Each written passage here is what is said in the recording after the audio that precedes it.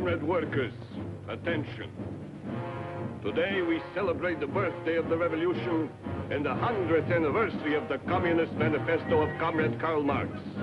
Today we salute the Union of Soviet Socialist Republics, which together with her neighbors is the greatest force for peace that the world has ever known.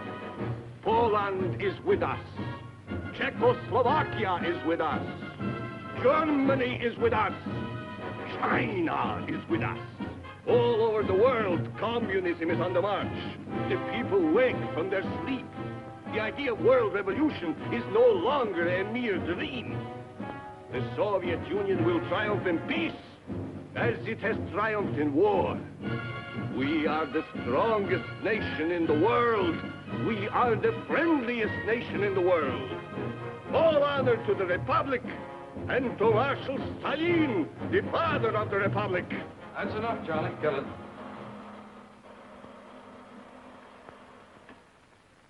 Well, that's the way the people in the Soviet Union see the world today.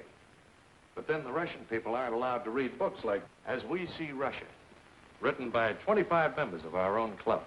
We here in the Overseas Press Club are well informed on what's going on behind the Iron Curtain because many of our own members have found ways to outwit the communist censors. And now, thanks to our guest of honor, Tom Kelly, who has just come back from Hungary, there's a new chapter for the book, Treason in Budapest, 1949. Yes, I covered the so-called treason trial of Cardinal Mindzhenty. The one behind the scenes. The one conducted by the crowd from the Kremlin. And that's where my chapter really begins, in Moscow. It's a nice sunny morning in November 1948. Everything is quiet at the Kremlin. I'm being transferred to Budapest by way of Paris. It's not so easy to get into Budapest these days, but I have a visa that's still good for Hungary. So I'm having my last bath in Moscow and enjoying it.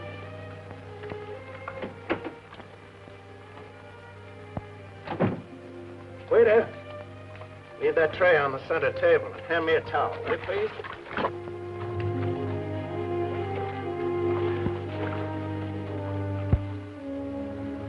Well, thanks, pal. Service in this hotel is getting better all the time. Well, good morning. Mr. Paul Jenkins of the Toronto Star? No, Paul's my roommate. He's not here. You will come with us, Mr. Jenkins. Now, look here. My name is Kelly. You can check it on my passport. Yes? And please get dressed at once. Okay, pal. Have it your way. I'll be right with you.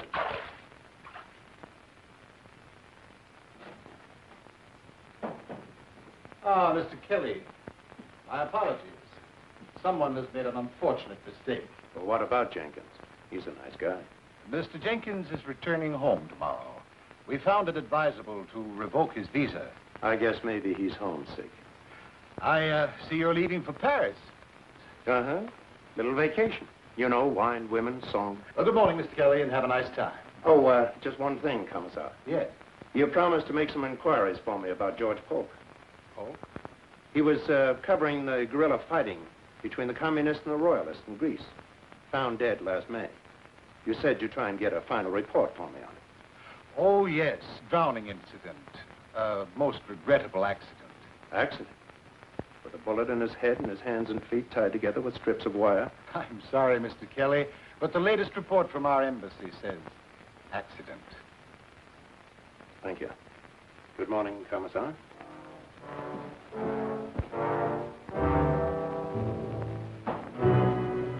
Accident.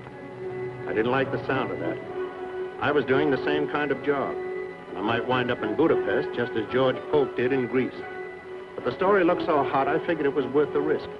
So I made my plans accordingly with the Paris office. Sure, I went through all the motions of a visiting fireman having a wonderful time in gay parade, just in case anybody was watching. But after a few days, I stopped playing fireman, and I set out for Budapest.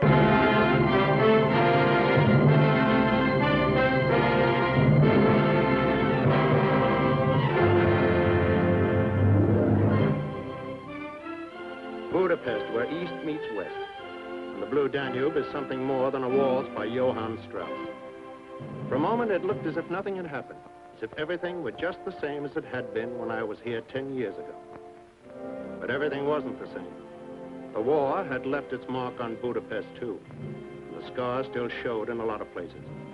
Of course, it was still a city of a lot of pride and a lot of tradition. The people held their heads high most of the time. But when they passed 60 Andrassy Street, they managed to look the other way. Here was a scar that nobody could hide. This was the house of terror, a house of torture, and its masters were Russian. Yes, a lot of things had changed in Budapest, but the cafes were just the same, well, almost the same. Everything seemed as light and gay as the whipped cream on the coffee, especially in the Café Joy. Yes, a lot of things were just as they were when I was here 10 years ago.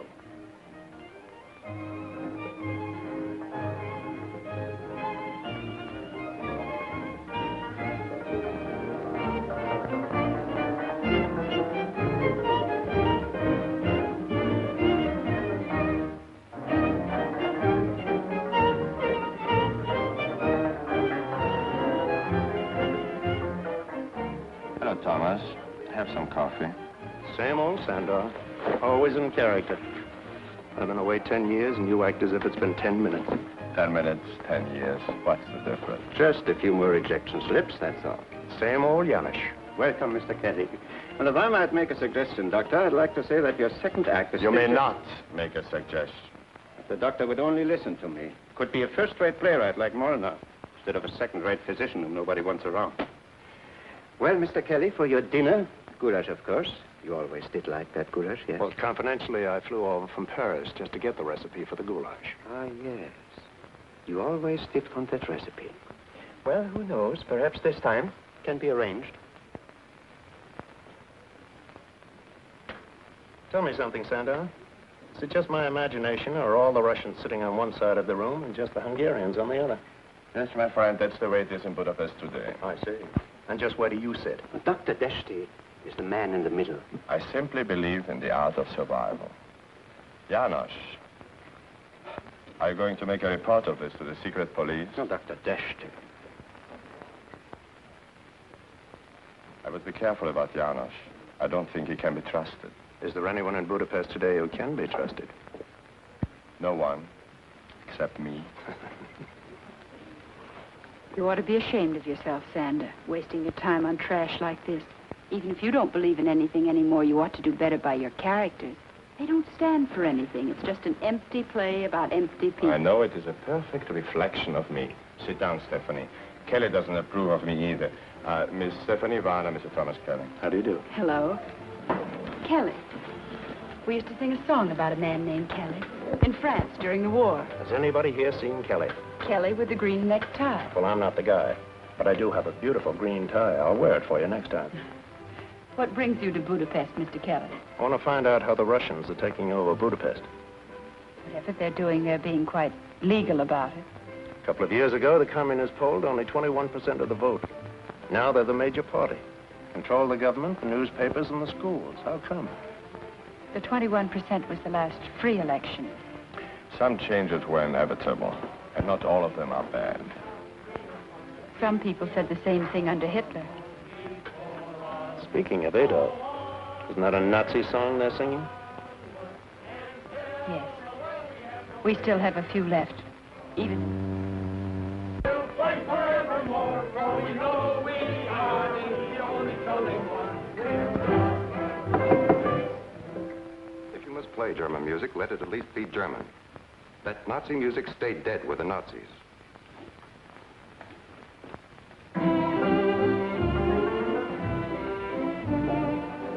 Who's the colonel? Alexander Melnikov, the liaison between the Russian army who liberated us and the Hungarian police who protect us. How nicely you put it. They say, of course, that Melnikov is in love with Budapest, and a Russian in love with Budapest Is still a Russian. Please forgive me, Mr. Kelly. I only dropped in to return Sanders' play. I shall hope to see you again while you are here. Good evening, Sander. What a lovely brush off. Now, let's see. Where were we politically? Oh, yes. I was just going to ask her, what about the church? Does Cardinal Mindzhenty have a chance? This name is not to be thrown around in public. Will you excuse me, please? I have an urgent appointment in the bar.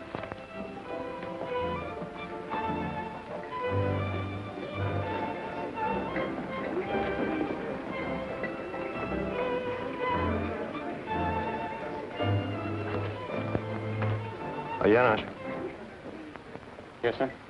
This headline says death to the traitor. That isn't the way everybody feels, is it? Oh, I wouldn't know about that, sir. I never mix up in politics.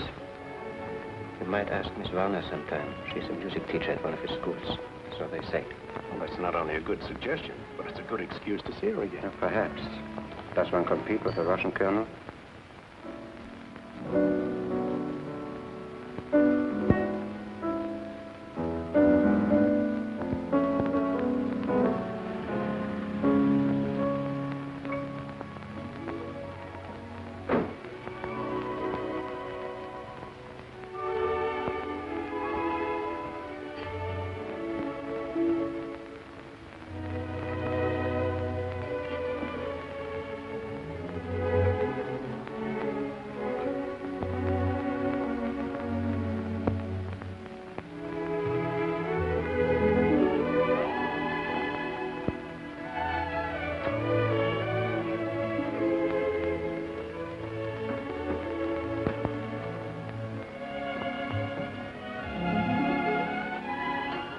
Darling.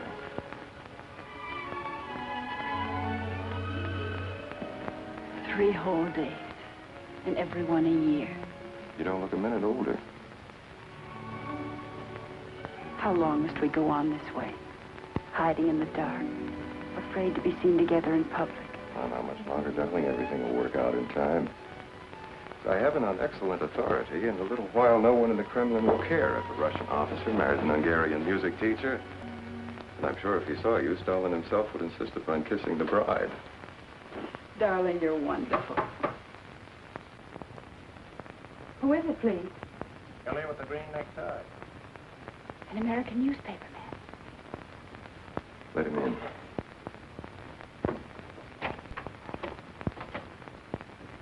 How did you know where I lived? Who told you?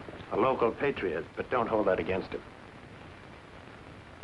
Just what is it you want here? Well, Colonel Melnikov. Look, I guess I didn't go about this in the right way. But a report has to begin somewhere. I would suggest, Mr. Kelly, if you wish official information, that you go through official channels. Oh, I will. But I like to work from the outside of the circle in. For example, I thought Miss Varner might be able to tell me just where Cardinal Mindzhenty figures in all this fuss about the schools. I have nothing to say. If you wish to know something about the Cardinal, why don't you speak with the man himself? He isn't a prisoner. Thanks, Colonel. That's a very good idea. Well, good night, Miss Varner. Colonel Melnikov. And thanks. Oh, I seem to be out of matches. There are some on the piano. Thanks.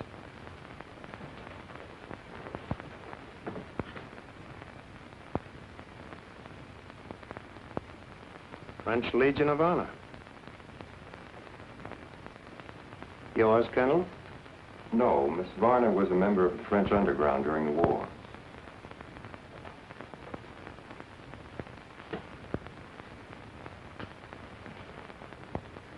One moment, Mr. Kelly.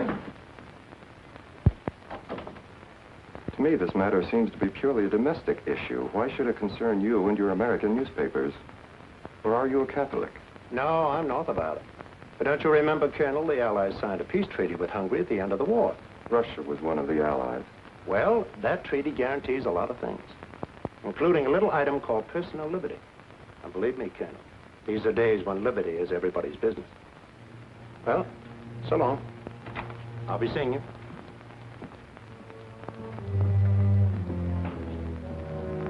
These Americans are impossible. This question about Mindzhenty. Perhaps I should have explained that Mindzhenty is an enemy of the state. He must submit or he must be eliminated. Kelly will learn it is the same here as in the Soviet Union. There can only be one party and one state, and the church is... Darling, what do these things matter to you and me? Nothing, except you're a communist, I'm not, and never will be. But we belong to each other. Politics can't change that. Oh, Alex, I want so much to believe that. But right now, I feel ashamed. Ashamed? Why? Kelly said liberty is everybody's business. Liberty is just a word. A dangerous word. Is that it? Nonsense. It wasn't easy to find the Cardinal. The state had taken over his schools. He wasn't in Budapest, and he wasn't in Esztergom. 3 days later, I was right back where I started, in the Cafe George. Hello, Colonel. Care to join me for lunch? No, Mr. Kelly. If I thought you really meant the invitation, I would be delighted to accept. Well, of course I meant it. Thank you very much. If you don't mind, should we sit over there? Suits me.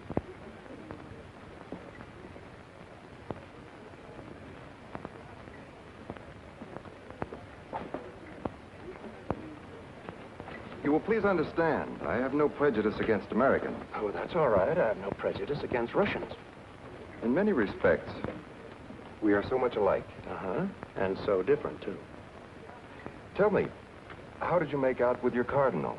Colonel, if your men are half as smart as I think they are, you know darn well I never even got to see him. And if you had, just how would it have helped your story? I don't know. You see, Colonel, I could write the story from A to Z without setting foot out of this cafe. I know the whole routine. I've watched it in Russia, Poland, Czechoslovakia. But up until now, I always came in on the last act of the show. This time, for once in my life, I'm in on the beginning. I want to see how you do it. Make the fix. I mean the frame-up. You will excuse me, Mr. Kelly. And a tip, as you call it. Even milder insinuations have resulted in a revoked visa. And I thought this was going to be the beginning of a beautiful friendship. So did I.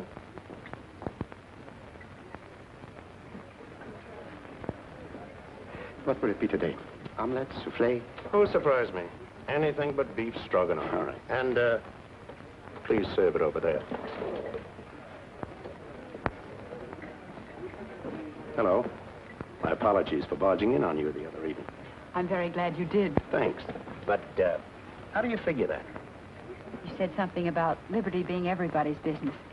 You're right. Is there some way I can help? Maybe. I need the answer to a lot of questions. One, what about those petitions against the Cardinal? None in our school yet, but others have had them. Government jobs, strong-arm stuff? Of course. Has anyone ever had much trouble with the Cardinal before? Certainly not. He's very popular with the people. Then why haven't the people protested? What about the underground? There is no underground. The Russians take care of that. Every day, hundreds of people are arrested and never heard of again. Every day, hundreds try to flee across the border to Austria if they can. But surely someone must stand with the Cardinal. Yes, of course. But some Hungarians are like me. They're not Catholic. They don't want to get involved one way or another. I don't believe that. How about you? Thanks. Message for you, Mr. Kelly, was left at the desk. Yanush. Yes. Tell me, just what would you say the Russians are angling for in Budapest these days? Who can tell, sir? Know what they say in Vienna? We could stand another war if we had to. Heaven save us from another liberation.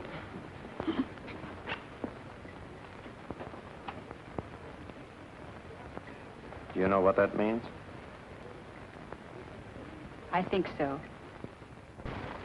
Mr. Kelly, if I could get hold of a decent car, how would you like to go for a drive in the country some afternoon soon? Well, now you're talking. But if that tip isn't on the level, we may be followed. You may be taking a big chance. I know.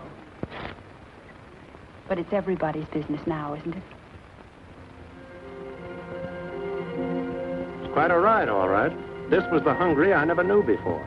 No cafes, no boulevards, practically no roads. And in no time at all, we were completely lost. And if it hadn't been for a certain farmer and his dog, we would never have found the Mindzhenty farm. As a matter of fact, it was the Cardinal who found us.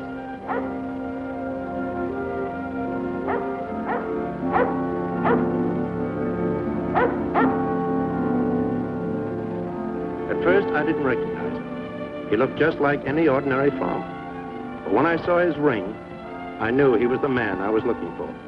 Of course, I wasn't too sure how it would work out. He didn't know me. He didn't know Steve. But the dog seemed to like us, and I guess that counted for a lot.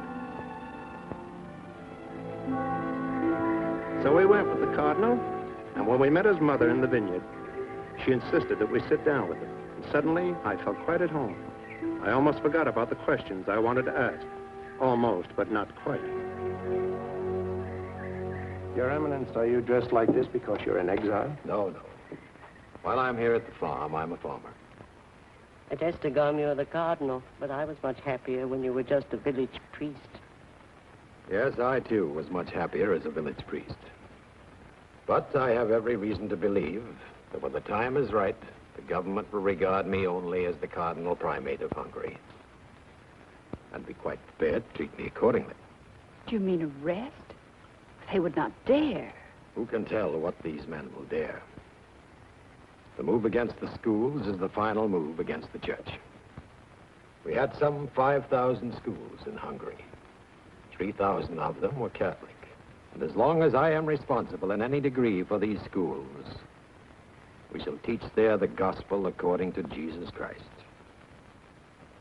Not according to Karl Marx or Commissar Stalin. On this point, I will not yield.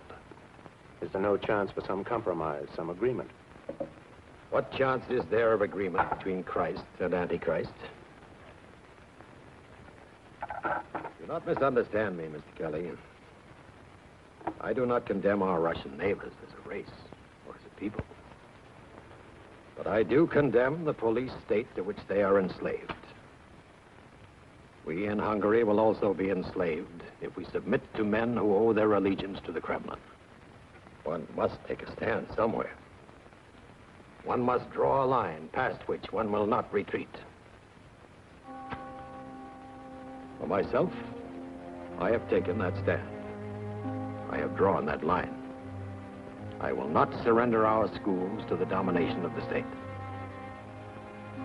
You don't have a chance here. Isn't there some way you could get out of the country and lead this fight from exile? I will not run away. Now good men are needed here. The next move is up to the Soviets. And when will that come? Who can tell? It might come today or a year from today. The sky can darken without warning. Like this storm that's moving along now. It is nothing. It will pass. Yes, perhaps it will pass. Its shadow will still be upon us. When the real storm breaks, Mr. Kelly, the enemy will not appear among us as an enemy. No. He will appear as one who wishes to save us from disaster. He will have the hero's part. I will be the villain of the piece. It is always that way. That which is evil must be made to appear good. That which is good must be made to appear evil. So it was with Hitler when he moved into Poland. So it is now with Stalin when he moves into Hungary. How do you feel about all this? I'm not worried for my son. I'm worried for Hungary. To me, sometimes when a storm is in the making, it's a relief to say, let it come. Let it come fast and hard.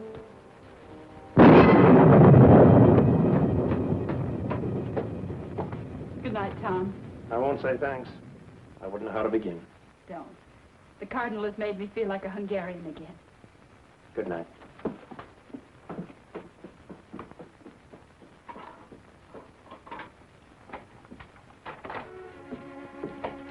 Alex. Why are you so late? Where have you been? Really, Alex? Is this an official visit? Am I under arrest, perhaps? Certainly not. Then I don't think I shall tell you. Please, it's important.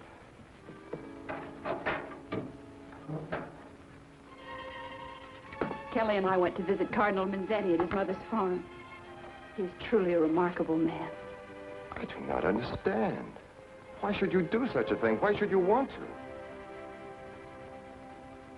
You wouldn't understand if I told you. Have you any idea whether you were followed? I don't think so. Well, that is fortunate. But you must promise me something. Promise me you will never try to see this Mindzhenty again. Why? Only this morning, his secretary, Father Zakar, was arrested at Estegum and taken into custody. On what charge? On whose complaint?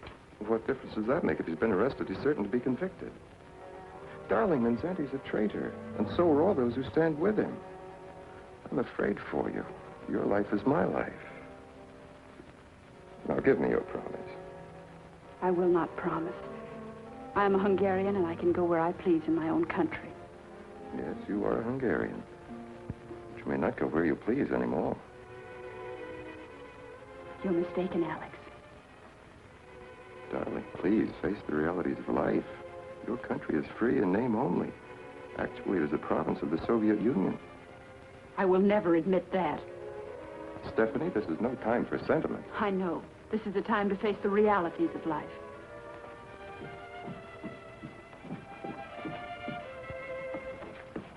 I'm very tired. Good night, Alex.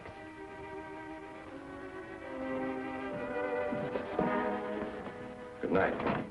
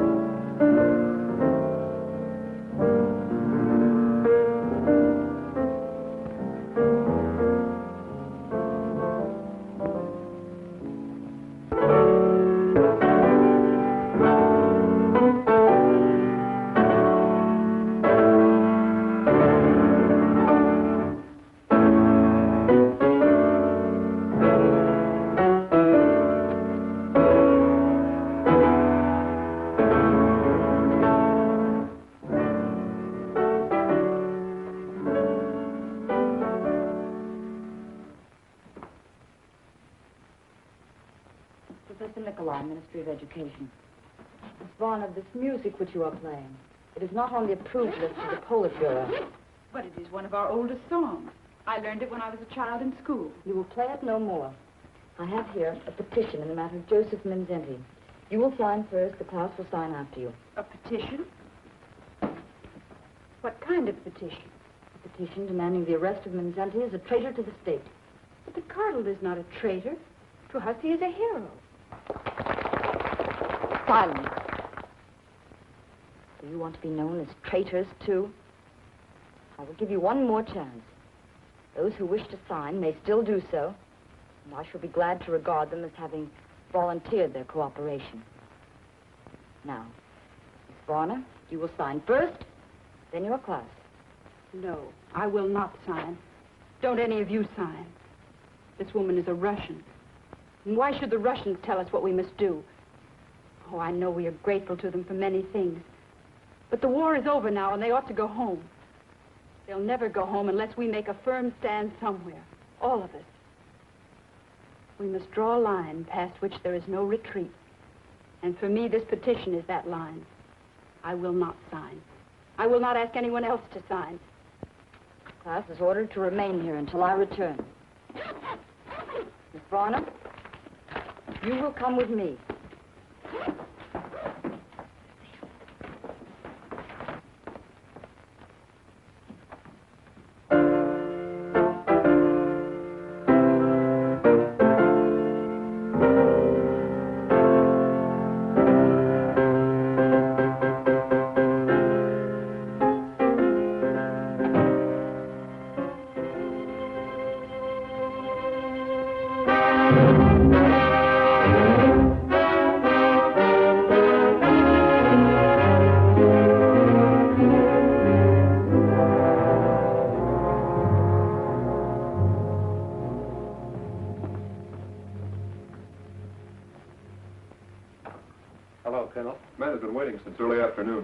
See you alone for a moment?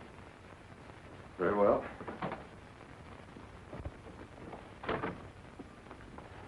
It's a friend of mine in serious trouble with the police. I never interfere in police matters. It's a friend of yours, too. Stephanie. Are you sure? Absolutely. I was supposed to pick her up after school, but the secret police beat me to her. She's right here in this building.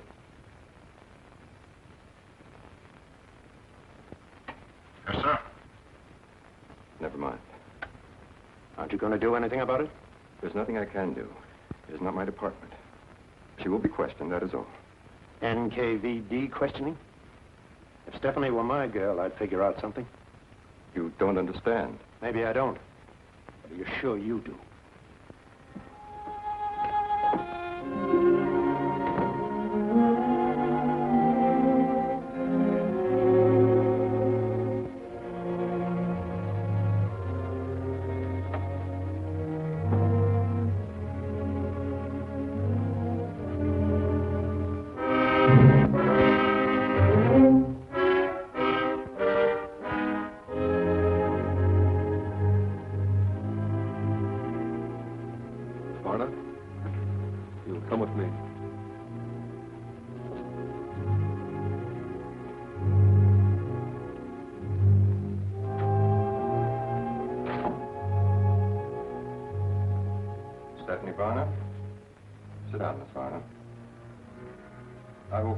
Suspect alone, see that I'm not interrupted.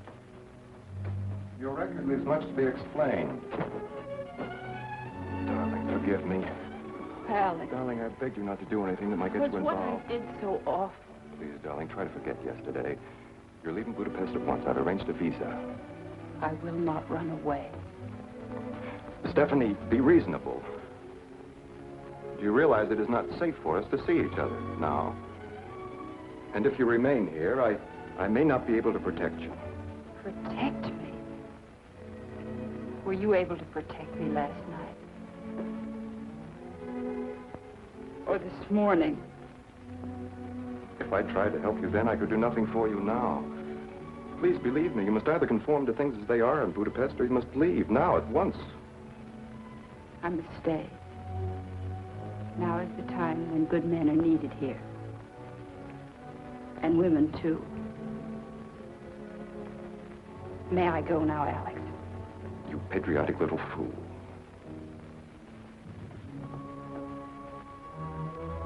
I will see you as soon as it is practical. I'm sure you will.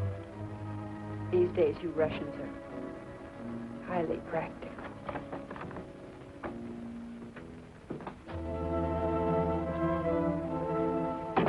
Stephanie.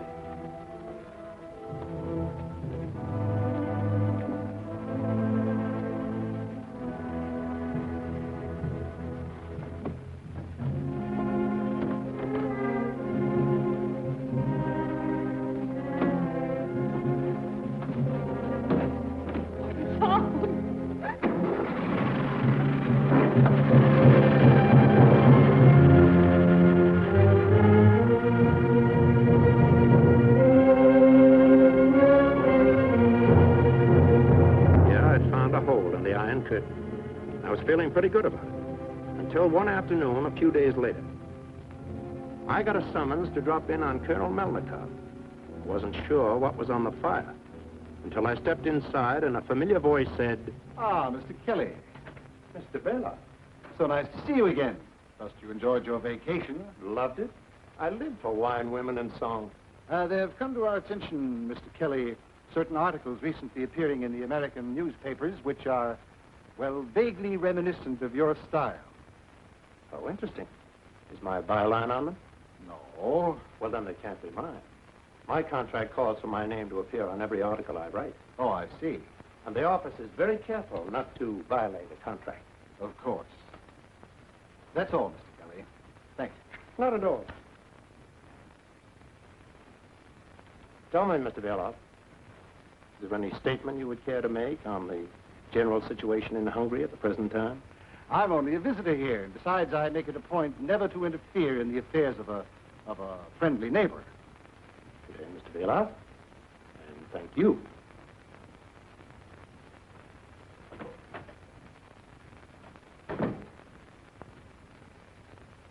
Shall I cancel his visa, Comrade Commissar? No. But I would urge the utmost alertness by your staff in all matters affecting public security. Now, Colonel, please arrange the conference with Comrade Rakosi, Vice Premier of the Hungarian government, Colonel Timar, head of the regular police, Gabriel Peter, head of the secret police. I need hardly remind you, gentlemen, that the Politburo in Moscow is not interested in explanations. It deals only with results. And the results in the case of Josef Mindzhenty have been negligible. Someone has failed miserably. Comrade Rakosi, as Vice Premier of the Hungarian government, for all practical purposes, you are Hungary. How do you analyze the situation? What else could we do? We took over the schools, but most of the teachers in their hearts are still loyal to Mindzhenty. We have given him every opportunity to escape, to leave the country. He refuses to leave. I assure you, Comrade Commissar, you will not find it easy to intimidate this man. How distressing. You do not understand, Comrade Commissar. The Cardinal is still very popular with the people, in spite of our attacks upon him in the newspapers. Perhaps, comrade, you will remember, he was a leader in the anti-Nazi resistance. And at heart, he is a peasant of the peasants. He opposed our program for land redistribution, yes, but only because it didn't give a nut to every farmer. If we proceed against him now without some real evidence, it might prove to be disastrous. If we do not proceed against him now, Comrade Colonel, it will also prove to be disastrous. Let us be realistic, gentlemen. You say that this cardinal is now under house arrest in the cathedral at Esztergom. I ask you, in all logic, how much longer do you Hungarians think you can continue to play out this little farce which you call protective custody? Either the man is under arrest or he's not under arrest. Each day that he remains at liberty, the prestige of your government suffers. The prestige of the Soviet Union suffers. Now, I admit this situation is not one of our seeking. No one asked for a final showdown with the church at this time. Once the issue is joined, there can be no retreat. There can be no surrender on our part.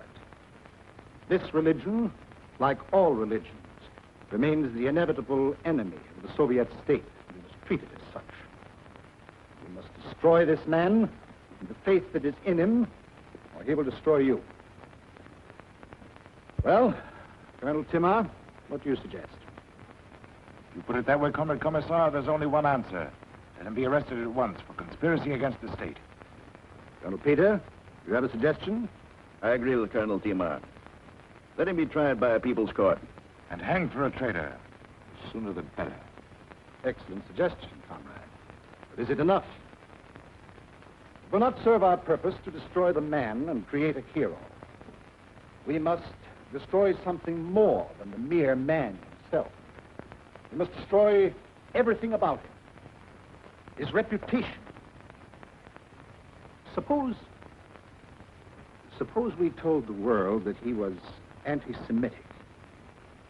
But everyone in Hungary knows that the Cardinal is not anti-Semitic. He protected the Jews against the Nazis. He even hid them in his own cellars. But the world outside does not know about that. The charge of anti-Semitism will be effective in time. If we repeat it often enough. Like Hitler, you mean? The technique of the big lie? Thank you, Colonel. Yes, that's a very good technique indeed. Do you have any other suggestions? No. No, but I wouldn't think it desirable to make a political martyr out of a cardinal, especially during the Christmas season, which is now approaching. Excellent, Colonel. Yes. Yes, we must be very careful of all these things. Even an anti-Semitic traitor must be brought to trial at exactly the right time. Not too soon, not too late. Yes, we must completely discredit this man. In his own country, in his own church, in his own soul. But not before Christmas, Comrade Rakosi. Not before Christmas.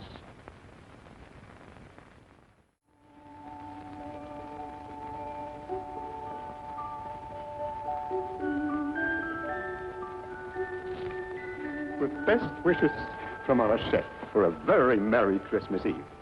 Beautiful. Perfect. Much too perfect to eat. Oh, and here's something for our friend in the kitchen with my compliments. And something for you, too. Why, thank you, sir. Thank you very much, sir. I know our chef would like to thank you personally. He's rushing to catch a plane. He's spending his holidays with relatives in Switzerland. No. Champagne. This is a great day for me. I have been sued for plagiarism. Isn't it wonderful? Plagiarism? Why, that's serious. That's literary larceny. Oh, my dear boy. In Budapest, it is taken for granted that sooner or later in the theater, everybody steals from someone else.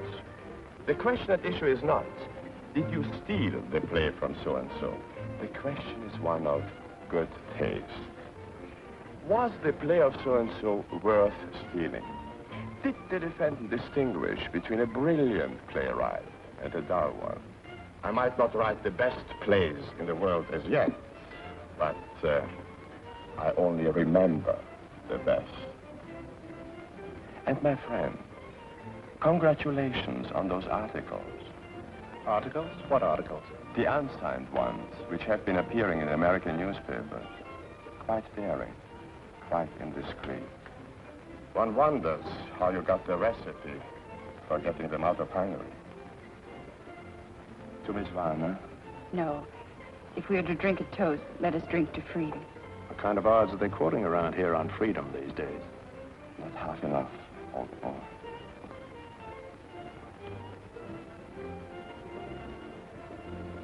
To freedom. To those who live for it, to those who die for it. To freedom.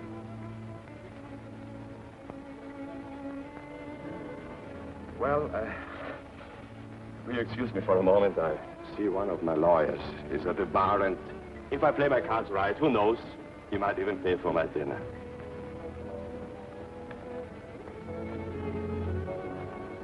What's the matter, Steve? Nothing. Have you seen him since, No. And I don't want to. That isn't true. Maybe it isn't, but what can I do about it? I hoped Alex might be one Russian with courage to think for himself, live with his heart.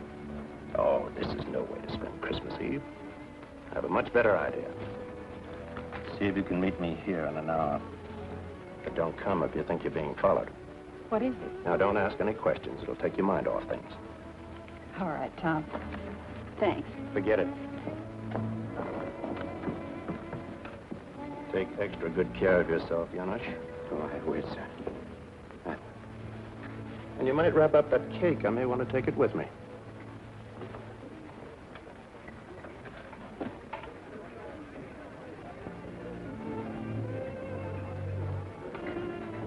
Good evening, Colonel. You Americans amaze me. I felt certain you would never speak to me again. This is Christmas Eve. Peace on earth, goodwill to men. Even during a war, there's sort of an armistice tonight and tomorrow. I was never brought up to believe in Christmas.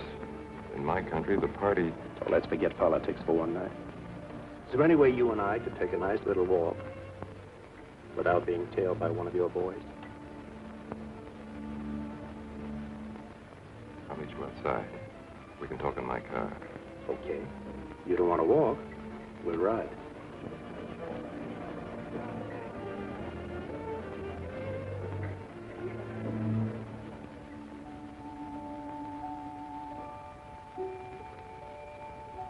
Merry Christmas.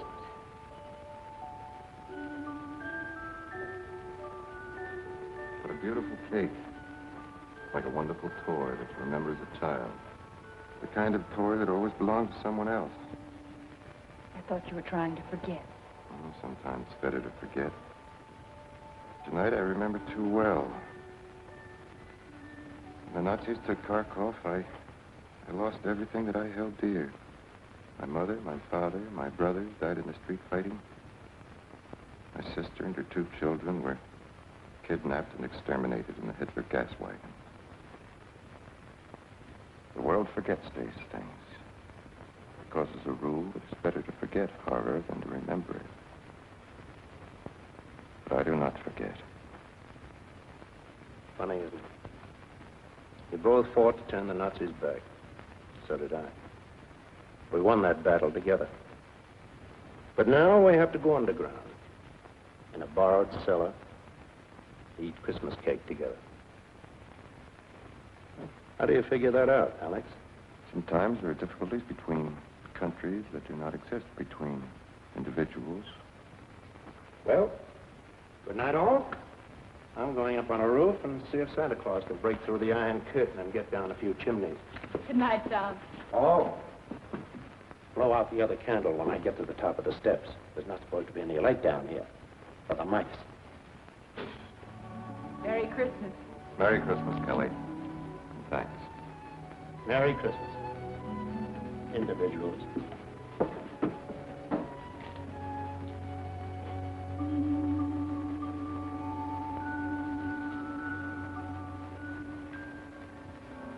Next morning, Stephanie and I went to Esztergom for Christmas, and a wonderful Christmas it was.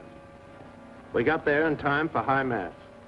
For a moment, you could almost forget what was coming up, but only for a moment.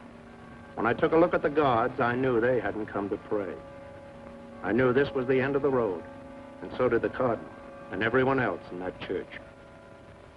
And so, my dear good people, the days of the Caesars are always with us. Innocent are massacred. The brave are compelled to go into exile, like the Holy Family itself on its flight into Egypt. Yet the word of God abides in the hearts of men. Nothing can destroy that. For it is the only reality that transcends all other reality. Today, Christ is born again for our redemption. And so we too are born again. And so on this, the birthday of all mankind, let us stand firm in that faith which makes us free men. Free before God. Free before Caesar. Let me affirm once more, I love my country as I love my church. If I resist the Russian authorities who are among us, I resist them for the same reason that I resisted the Nazis who once held us in bondage also. I am against tyranny in all forms and under all labels. Some of you, I know, have been asked to testify against me, to sign petitions against me. I forgive you freely, for I know the pressures to which I too will be subjected. Time is drawing near when I shall be taken from you. And so I say to you, as to my fellow bishops, be of good heart, engage in no demonstrations. Pray for me as I shall pray for you. And remember, please, now and as always, I pray for a world of charity, a world of justice.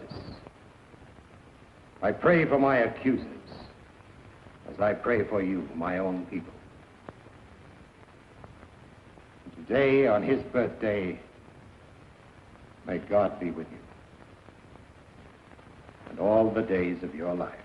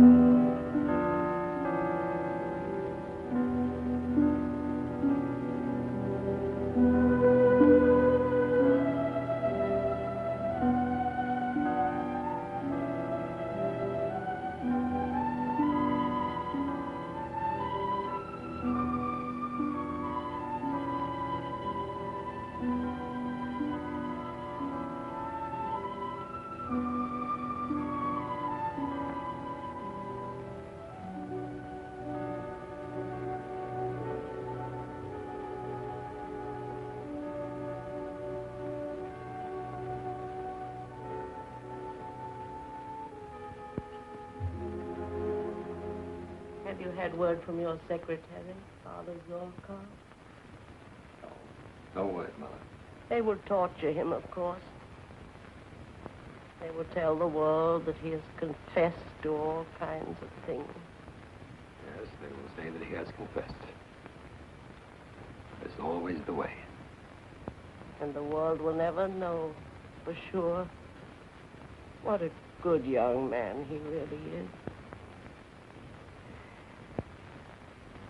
It only takes a little poison to ruin a well on a farm, or to spoil a reputation in the big city. No matter what happens, we must speak for the truth, even in prison. And if the world chooses to remember us, we hope we will be remembered for what we did with our lives in the days of our freedom.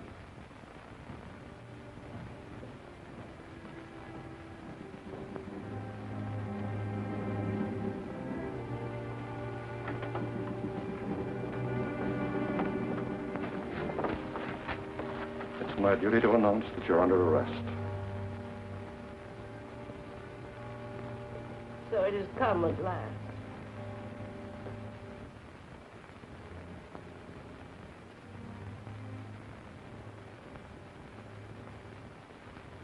Well, Major, what are your instructions?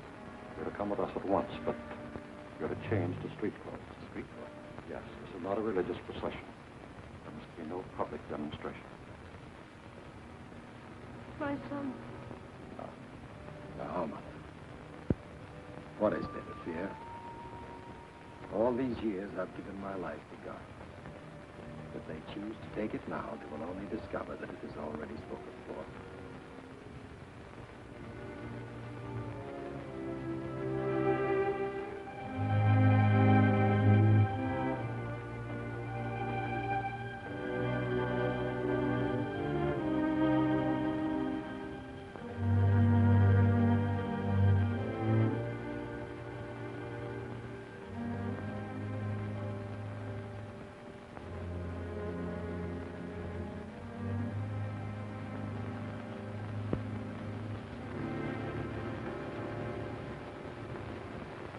I have partaken in no conspiracy whatsoever. I shall not make any confession. If, however, you should read that I confess, and even see it authenticated by my signature, regard that as merely the consequence of human frailty. And in advance, I declare such acts null and void.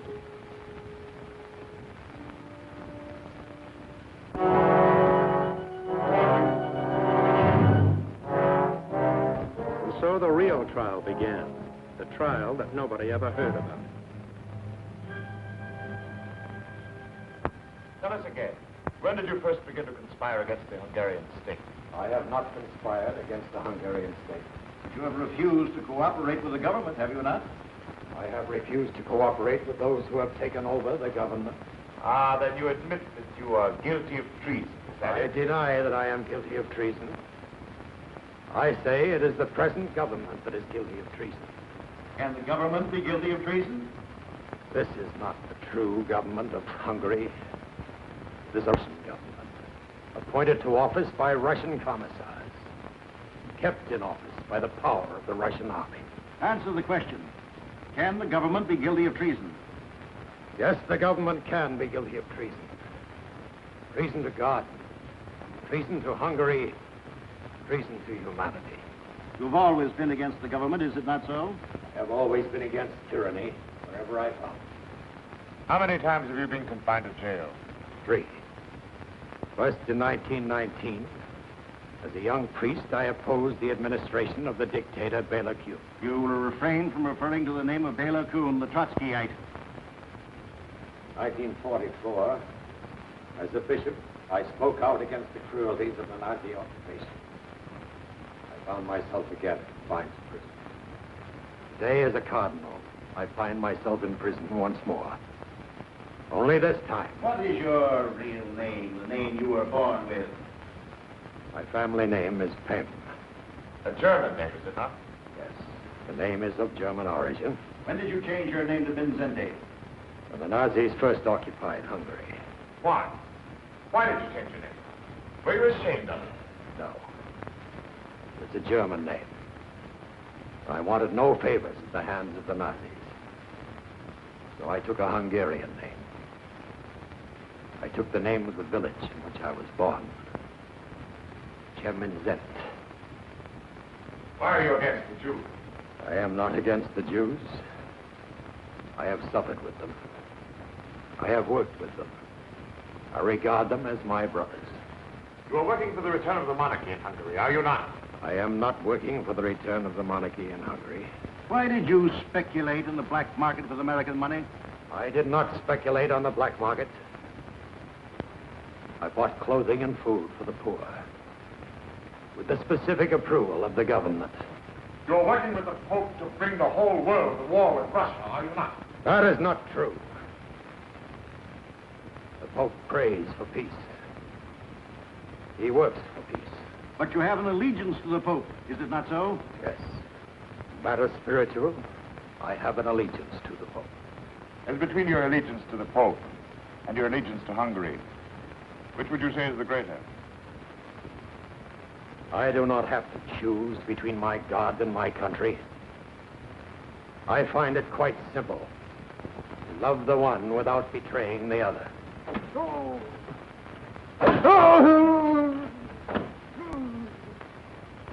Permit me to observe, Your Eminence, that there are those who do not find it quite so simple. Your secretary has confessed many times. Every day he confesses a little more. Come, Your Eminence. I permit a young man to suffer needlessly. Give us your confession now. Let there be an end to all these questions. No. I will never confess. For I have done nothing to injure my country. Neither has my secretary, Father Zokar. You say he has confessed. I say it is because you have tortured him beyond the point of endurance. I say... Father of mercy.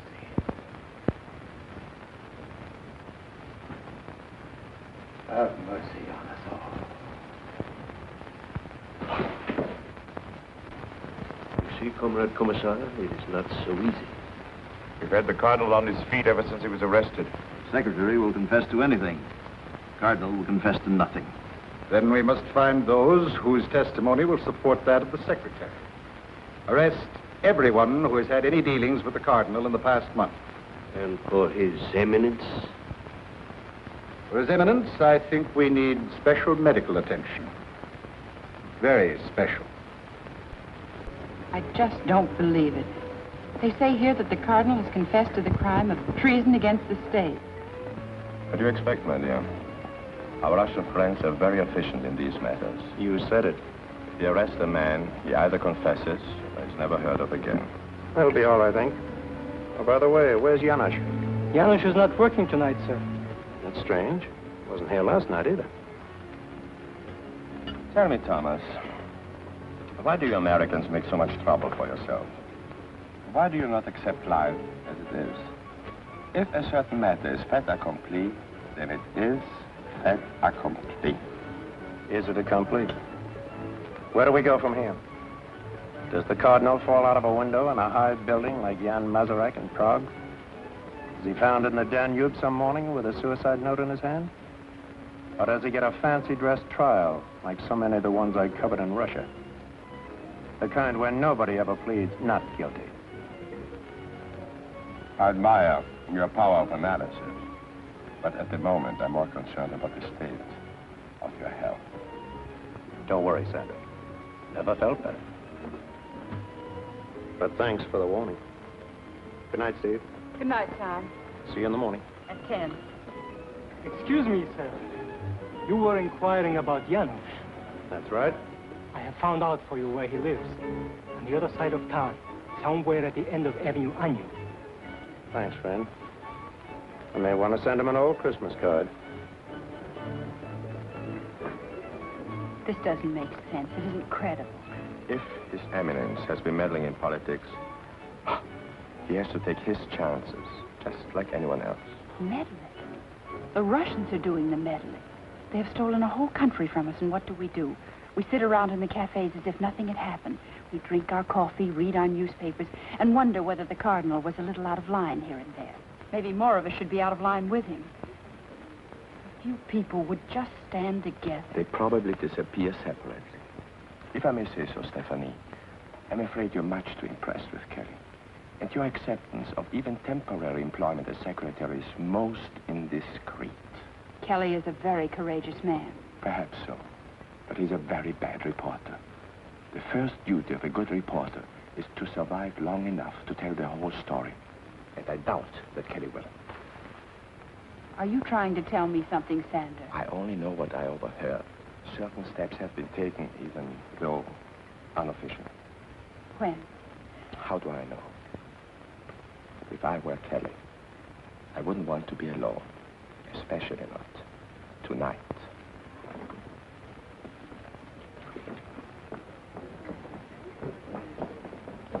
Did Mr. Kelly, the American newspaper man, take a cab? Yes, Miss Roy. Do you know whether he went to his hotel? No. He told the driver to drop him off at the end of Avenue Agnew. Thank you.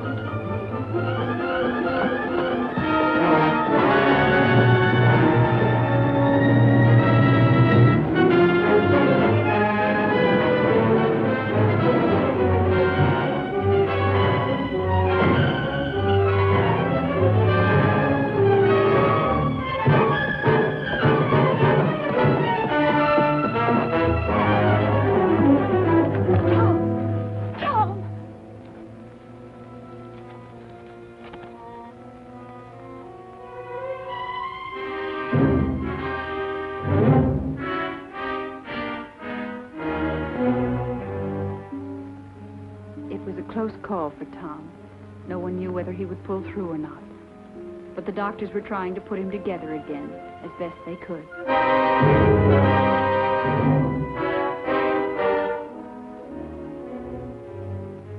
It was a little different at 60 Andrassy Street. They were taking people apart, but they were being scientific about it.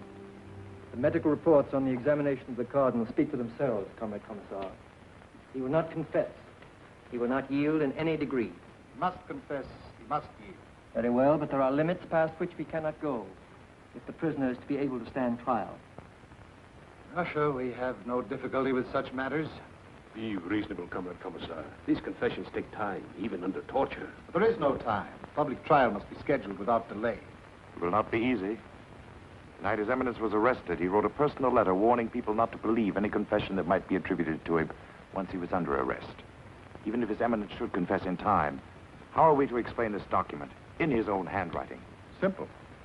When he confesses, let him repudiate the warning against confession in his own handwriting. But that will merely remind the people that His Eminence has obviously been under considerable pressure. How will that look before a jury? There will be no jury. The case will be tried before 5 judges of our own choosing. Tell me, Doctor, are you quite sure you've tried every inducement with the Cardinal? Every type of treatment has been considered, Comrade Commissar. But since it is desired to present the prisoner in court in the near future, we have found it advisable to concentrate on psychological rather than on physical pressures. We have therefore alternated periods of sympathy and understanding with periods of denunciation and disapproval. The prisoner has not been allowed to sleep for more than an hour at any one time. His cell is completely illuminated day and night. To date, he has been examined on 80 different occasions. The diet is sharply restricted, except for large quantities of hot water. The result has been moods of extreme elation, followed by moods of extreme depression. We have given morphine, we have withheld morphine. Results inconclusive. We are experimenting currently with scopomorphine, but I would recommend that this medication be reserved for later use. If an extreme form of passivity can be induced, it would be more useful at the public trial. Oh yes, one final note. No visitors. All communication with the outside world is denied to the prisoner. Very good, Doctor, but not quite good enough. Time is running out. Just when may we expect the confession of the defendant, Mindzhenty? Who can say, Comrade Commissar? This man Mindzhenty is not a Russian. He has no feeling of guilt about anything. And when a strong man has no feeling of guilt, he may never confess. He may go on protesting his innocence forever unless... Yes, Doctor? Well, there is still the technique of hypnotic and post-hypnotic suggestion. Presents certain dangers, of course, to the patient. We are not concerned with the danger to the patient. I cannot guarantee the results, of course. But sometimes if scopolamine is administered in sufficient quantity, a kind of twilight sleep is induced, and control of the patient is established for many hours at a time. All inclination to resist is removed. Sometimes the whole personality is radically affected. Very well, then, Doctor. If we can change the personality of the defendant Mindzhenty, let us change it by all means. The others? Yes, Comrade Commissar? One need not be too subtle with the others. Say it after me. Yes, I confess. Yes, I confess. Yes, I confess.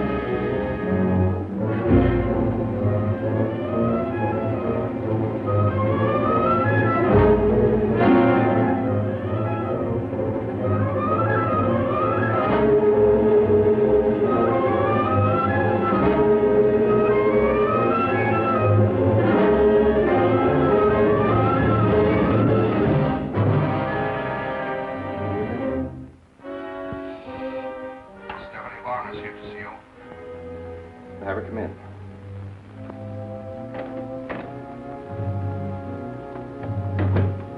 Hello, Alex. Stephanie, it's not good for you to be seen here. Do you know of a safer place? See that I'm not disturbed. For your private files. Heil Hitler, Heil Stalin. Where did you get this? It must be some joke. It's no joke, Alex. This is the calling card of a new kind of street gang. They attacked Tom Kelly last night on a little side street. Why didn't Kelly come here himself? Because he's still unconscious in the hospital. What will you do with this Nazi gang? One street fight does not make a battle. There are no Nazis in Budapest anymore. Oh, yes, there are. They call themselves the Arrow Cross, and they're barbarians even if you take them over and call them communists. Stephanie, enough of this. Vilmos Olty, who's going to preside over the Cardinal's so-called trial. Olty is a leader in the Arrow Cross, worked for the Nazis all through the war. And now he's going to sit in judgment on a man who fought against the Nazis all through the war. This is merely a matter of temporary policy. That policy is made by the party. But Alex, you have to live with that policy. How can you collaborate with the Nazis? Where is your conscience? Conscience?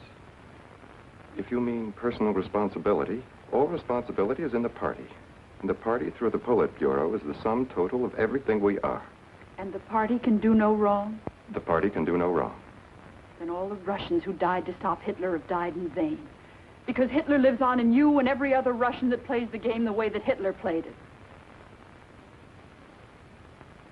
What would you have me do? Face one question honestly.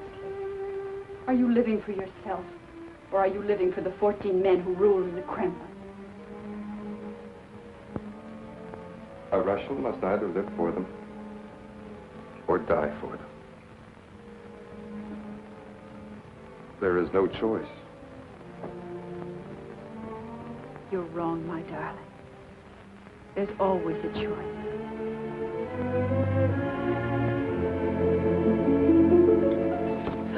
Oh, Alex, somewhere in Russia there must be people who feel just as you do.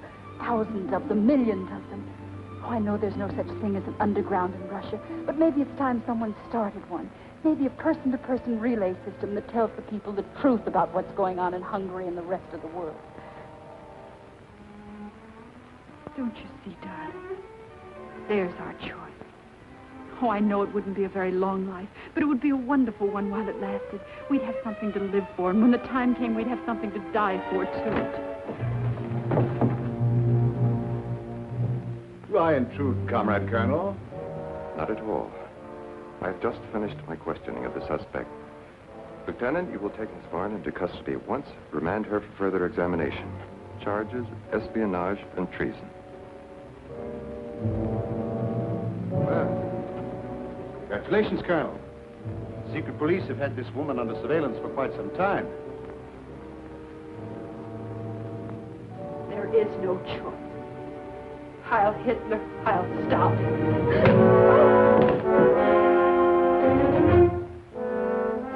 You will answer, Miss Warner. Answer! Must we go over all that again? Surely you know everything about me by now. You were a music student in Paris when the war broke out in 1939? That is correct. And you remained in France, support with the French underground? Yes. Why? Because I wanted to do what I could against the Nazis. But Hungary, your country, was fighting on the side of Hitler. That was one of the mistakes my country made. You're a personal friend of Josef Mindzhenty? I met him once, that's all. Then you are ready to testify against him? I know nothing. How can I testify? You're conspiring with Mindzhenty to overthrow the government. Confess it now while there's still time in your case. I have nothing to confess. Answer the questions, Miss Warner. You will answer the questions.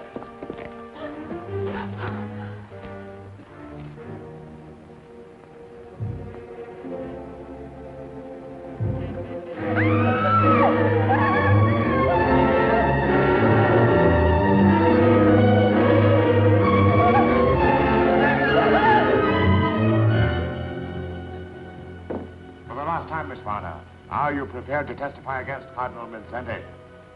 No. I will never testify against him. Very well, then. Let us put it a little differently. Are you prepared to testify against Colonel Melnikov?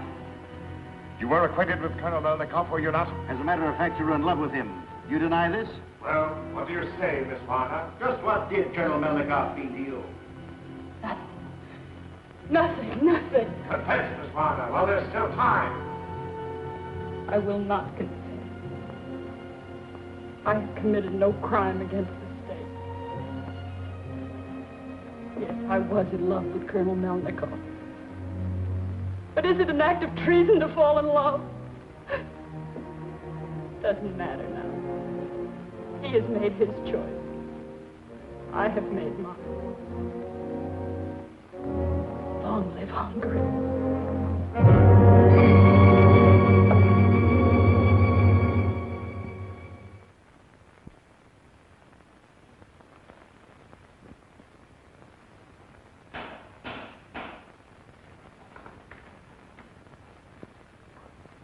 The record will show that all of the 7 defendants are charged with conspiracy to commit treason against the state, and that all 7 have confessed.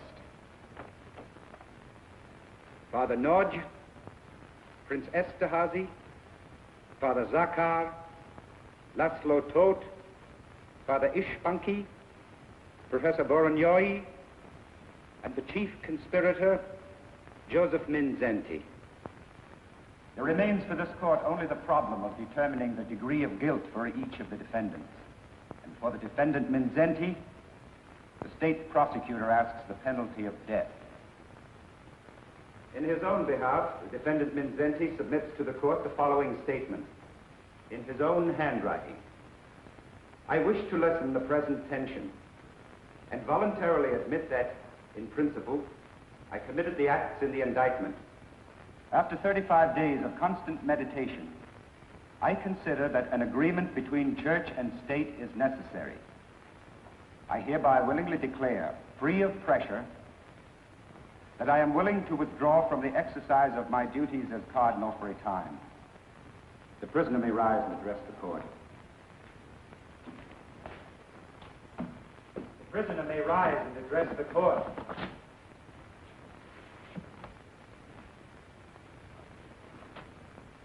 Josef Mindzhenty, you have heard the confession. Is it correct? Is it your statement? Yes, it's my statement.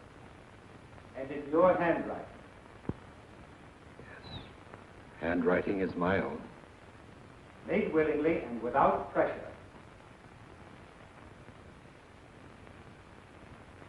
I wish for peace.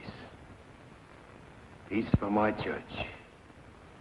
Peace for my country. Take the prisoner away. Sentence will be passed Tuesday.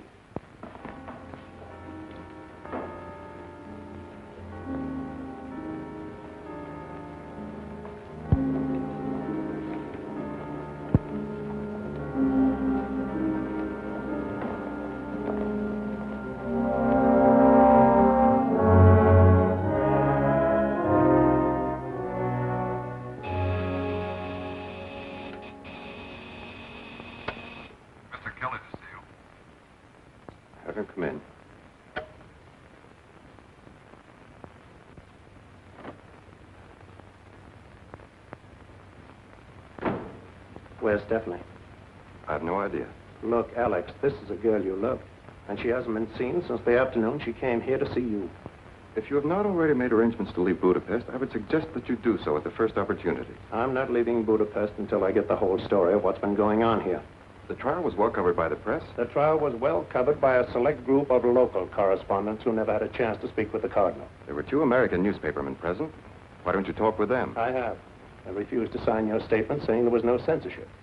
Sure, the Cardinal confesses. But to what? Nothing that matters. Nothing that makes him guilty of treason. You Americans are so naive. Always it is the individual you are thinking about. You mean you don't even think of Stephanie anymore? Where the welfare of the state is concerned, what does it matter who lives and who dies? Sure. What is the difference? If you Russians are going to make the whole world over in a hurry, someone's bound to get hurt. Sometimes it's 10 million of your own people locked up in slave labor camps. Other times it's just a funny little waiter like Janusz, or a cardinal, or a girl one might have loved. Okay, Alex. You stick with your dreams. I'll play along with mine. Only the next time you get back to Russia, take a good look at everything and then ask yourself, why did your sister and her children have to die in Hitler's gas wagon? Was it so you could build a better world with whatever remains of the Hitler gang? You Americans must recognize that a good party member is always loyal to the party. So long, Alex. Is it my imagination? Or do I hear somebody shouting, Heil Hitler, Heil Stalin?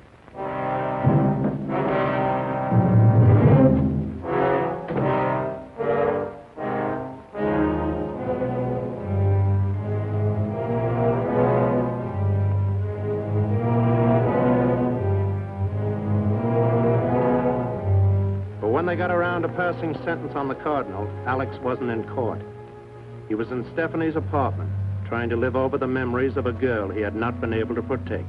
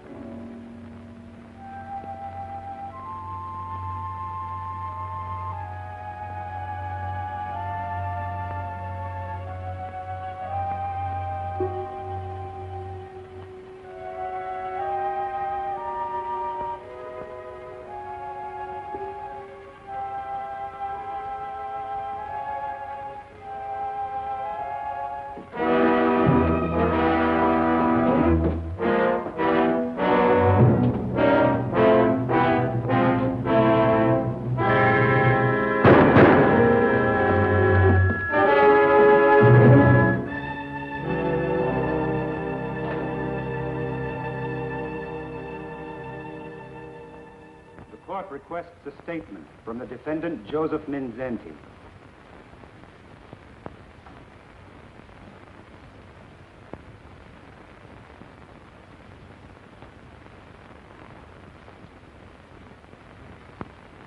I have half a century on my shoulders.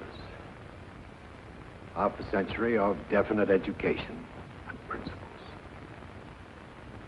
This education, these principles, are built into the life of a human being as railway rails are anchored into the earth.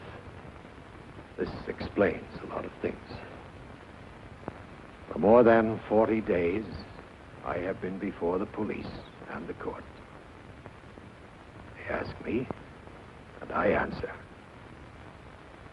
These questions and answers are not only for those who question me, for a man must also answer his own soul. I have never been an enemy to the Hungarian people.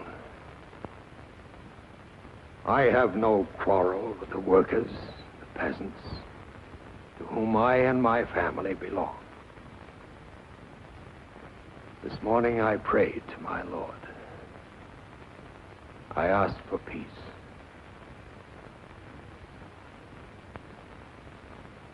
I have no quarrel with the Russian people, but I do condemn the police state to which they are enslaved.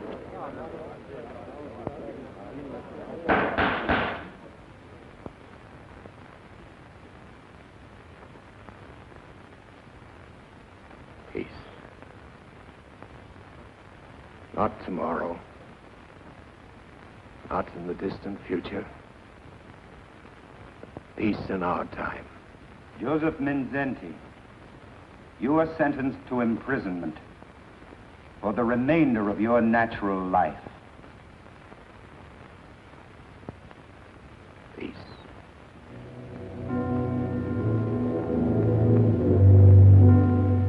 When the local correspondents finally caught up with Commissar Belov, no one was worried about Alex or the Cardinal. There were too many other questions before the House.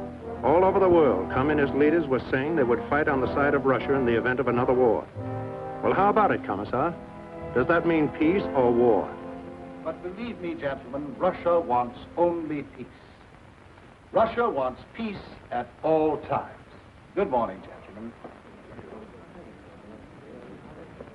Commissar Belov. Oh, yes, Mr. Kelly. Just one more item. Yes? And what about Cardinal Mindzhenty? Is he serving out his life sentence at hard labor, or is it true that he's suffered a complete breakdown, both mental and physical? I'm sorry, Mr. Kelly, but like yourself, I'm only a visitor here in Budapest. Well, people are asking questions all over the world. What are you going to tell them?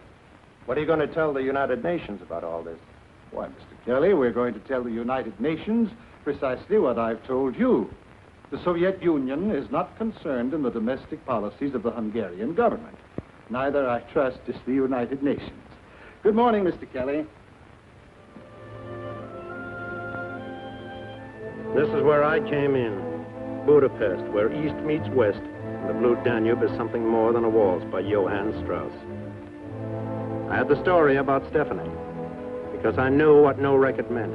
No record meant death or worse in a slave labor camp. Goodbye, Steve, wherever you are. To freedom. To those who live for it. To those who die for it. Goodbye, Alec. You Americans must recognize that a good party member is always loyal to the party. Goodbye, Your Eminence.